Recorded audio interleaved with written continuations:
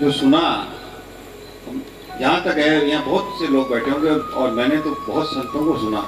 मुझे तो लगता है कि मेरी यात्रा का कुछ परसेंटेज ही मैंने सुना है। आज ये आपको सुन के ऐसा लगा कि ये मंच बहुत बड़ा और विशाल समुदाय हो और वो आपको सुने और जाने, क्योंकि इतनी अच्छी बातें और उनके बारे में शब्द नहीं है। मैं बहुत से जो यहाँ श्रोता कह दूँ या भक्त कह दूँ, डॉक्टर रत्तू जी, मेरा एक प्रश्न ये है कि ज़्यादातर लोग भक्ति मार्ग के जरिए जुड़े हैं, ज्ञान मार्ग, क्योंकि वो ज्ञान मार्ग को या तो समझ नहीं पाते, उसके अंदर तक नहीं उतर पाते, भक्ति के द्वारा वो भगवान तक पहुंचना चाहते हैं। ऐसे लोगों के लिए भगवान को पाने का कोई रास्ता क्या है? भक्ति मार्ग से वो पा सकते हैं या ज्ञान मार्ग भी उनको साथ में रखना होगा? हमारी कंडीशनिंग हो जाती है कि हम जन्मते ही हमें बताया जाता है एक भगवान है, उसका भक्ति करनी है, शाम को घंटी बजानी है, संध्या आरती करनी है। एक प्रज्ञावान समाज में ये नहीं होना चाहिए। एक प्रज्ञावान समाज में बच्चे के चित्त पर ये एक तरह का अतिक्रमण है। उसकी परमात्मा की खोज की हम हत्या कर देते हैं। परमात्मा है नहीं है, परमात्मा का स्वरूप क्या है, वो स्वयं जान लेगा। जीवन के मौलिक प्रश्न उसके सामने आएंगे जब वो अपने दादा को मरते देखेगा, जब वो बीमारियां सामने आएंगी, दुख आएंगे, वो जब आपके पास सहज रूप से उन प्रश्नों को समझने आएगा, तब आप उसके अंदर वो बीज डाल सकते हैं। जैसे मैंने आपको शुरू में अर्ज किया था, एडल्ट इन्फेंटाइल्स की पूरी एक फौज हमने खड़ी कर रखी है। ये दिखते हुए एडल्ट्स हैं, सबके सब इन्फेंटाइल्स हैं। इन्फेंट क्या करता है? बच्चा क्या करता है? माँ बाप से सुरक्षा मांगता है। जितने भी लोग यहाँ मंदिर में, मैं इस मंदिर की बात नहीं कर रहा, मैं उन लोगों की बात कर रहा हूँ जो तथाकथित भक्ति मार्गी हैं। सब सौंप दिया इस जीवन का, अब भार तुम्हारे हाथों में है, जीत तुम्हारे हाथों में है, हार तुम्हारे हाथों में। तो फिर रो क्यों रहा है भाई? ये मूर्खता देख रहे हैं आप? भाई तूने जब भारी सौंप दिया और हार जीत का सारा जो जो जो पोर्टफोलियो है वो डाइवर्ज कर दिया आपने, फिर क्यों रो रहा है तू? पर आप जरा बच्चा बीमार हो जाए, 10 लाख का नुकसान लग जाए, ऐसे मातम मनाते हैं जैसे कोई हाथ कट गया हो किसी का। भक्ति ज्ञान से भी कठिन है। ज्ञान तो सहज प्रवृत्ति है मनुष्य की। ज्ञान में क्या बनता बिगड़ता है? अगर ज्ञान पर सर्वाधिक प्रामाणिक ग्रंथ है सनातन धर्म में, तो वह है अष्टावक्र गीता।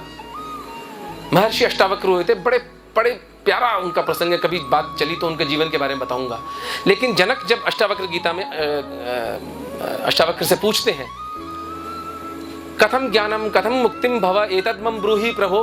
हे प्रभु, 80 साल के जनक 13 साल के अष्टावक्र से पूछते हैं कि हे भगवान, जरा मुझे बताएं मुक्ति कैसे होगी, ज्ञान कैसे होगा। एक श्लोक, ऐसे तो 10-20 श्लोक बोले हैं उन्होंने, लेकिन एक श्लोक जो मुझे हिट करता है। अष्टावक्र ने बोला, निसंगोसी निष्क्रियोसी स्वप्रकाशो निरंजन। तू निसंग है, तू निष्क्रिय है और तू स्वयं प्रकाशित है। अयमेव हिते बंधः समाधिनम अनुतिष्ठति। तेरा बंधन ये है कि तू समाधि का प्रयास करता है। ज्ञान समझे आप? ज्ञान क्या है? ज्ञान एक रियलाइजेशन है। अष्टावक्र कह रहे कि कौन सी समाधि भैया, क्या मेहनत कर रहा है तू? ज्ञान तो उसी, इट इज ए इंस्टेंटेनियस हलवा है वो तो इधर पानी डाला इधर मैगी तैयार। भक्ति एक प्रोसेस है जहां अहंकार परमात्मा के चरणों में विलीन हो जाता है। वो तो उच्चतम अवस्था है। वहां तो कविताएं फूटेंगी, वहां आंसू बहेंगे, वहां सारा कॉन्फ्लिक्ट खत्म हो जाएगा। भक्त कभी कॉन्फ्लिक्ट में रह ही नहीं सकता। भक्त तो बच्चे जैसा हो जाता है। तो आप जिसको भक्ति मार्ग समझ रहे हैं, वो भक्ति मार्ग नहीं, वो दुकानदारी है, वो लेन देन है।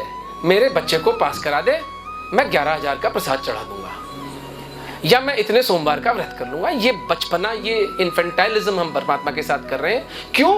क्योंकि परमात्मा तत्व की समझ नहीं है। बच्चा पास होगा, मैं ये नहीं कह रहा हूं बच्चा पास नहीं होगा, लेकिन इसलिए नहीं कि आप 11,000 रुपए का प्रसाद देवेश्वर पे चढ़ाएंगे। वो देव तो वैसे ही करुणा करेगा।